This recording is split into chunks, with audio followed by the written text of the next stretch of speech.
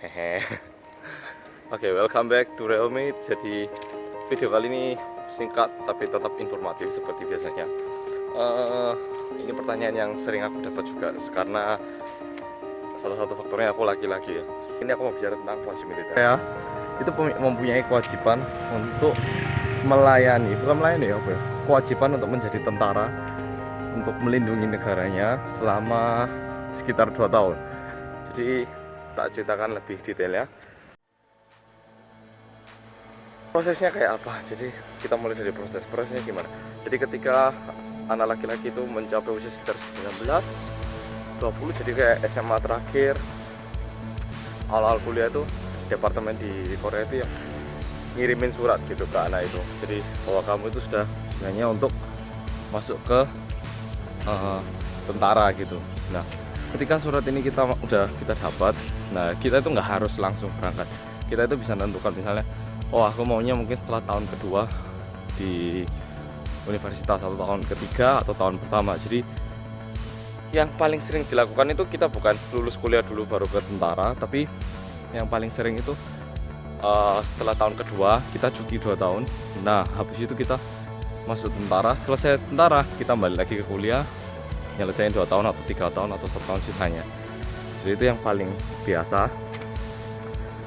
Nah itu untuk usianya. Nah terus untuk proses masuknya gimana? Jadi ketika setelah dapat surat pernyataan bahwa kita harus masuk tentara itu, kita itu bisa milih tanggal dan tempat cek medis. Jadi sebelum kita masuk tentara itu ada cek medis wajib, itu wajib. Nah di cek medis ini yang kita lakukan apa sih?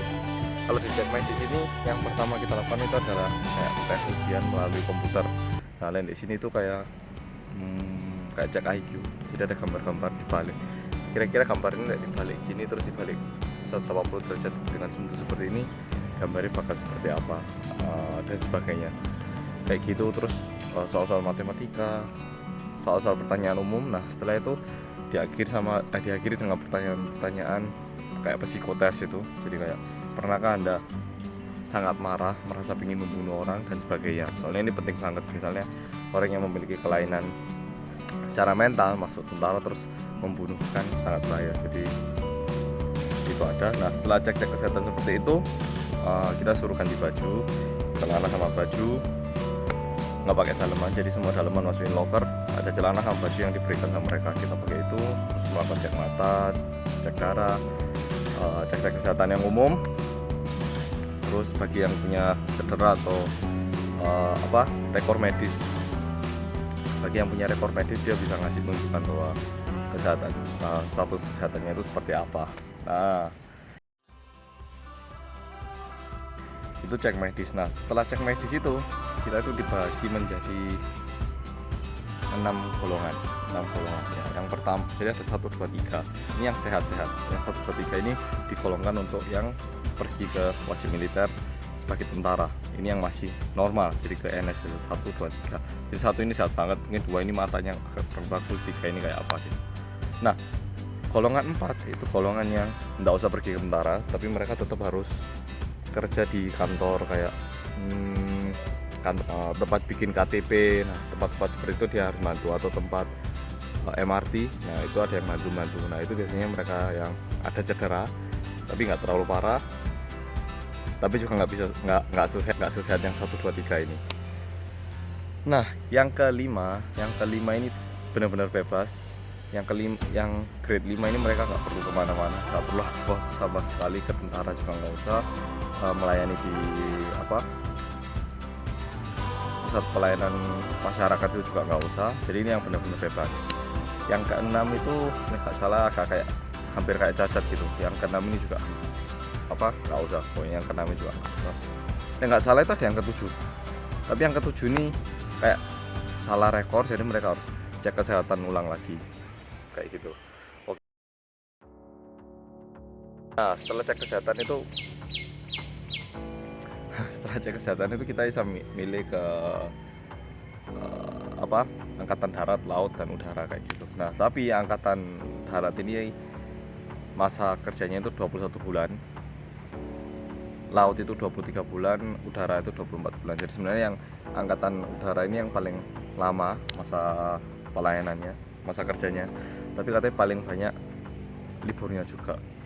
Nah terus banyak tanya kayak apa sih kehidupannya, kayak apa, lihat variety show-nya Korea yang Real Man. Nah itu benar-benar kayak tentara beneran. Terus kita dapat libur nggak sih masuk tentara itu? Nggak, hampir nggak. Jadi itu kayak sekarang itu katanya 1 bulan, setelah 1 bulan itu kamu dikasih 1 malam 2 hari untuk keluar. 2 bulan berarti 2 malam 3 hari. 3 bulan 3 malam 4 hari, kayak gitu katanya sistemnya. Terus mungkin ada yang tanya, gajinya berapa? Dapat uang nggak? Aduh, di Korea kan paling nggak ya ada gaji. Gajinya berapa sih kalau jadi tentara di Korea itu? Gajinya rendah banget, jadi jangan berharap. Bahkan jadi di Korea kan kita selama sekitar 2 tahun ya, sekitar mendekati 2 tahun itu kan kita bisa menduduki 4 jabatan kayak strip 1, 2, 3, 4. Jadi pertama masuk itu strip 1 sampai 2, 3, 4 gitu, setiap 6 bulan naik pangkat. Nah gajinya agak-agak beda, tapi strip 4 itu dapat 2 juta rupiah lah palingan, 2 juta rupiah.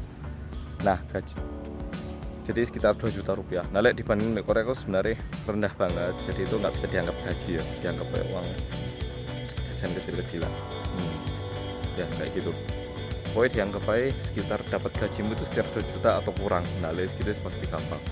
Jadi sekitarku banyak sih malah orang tuan itu malah ngasih uang saku selama dia jadi tentara, soalnya 2 juta itu tidak mencukupi katanya. Tetap subscribe, like, dan tentu share video ini.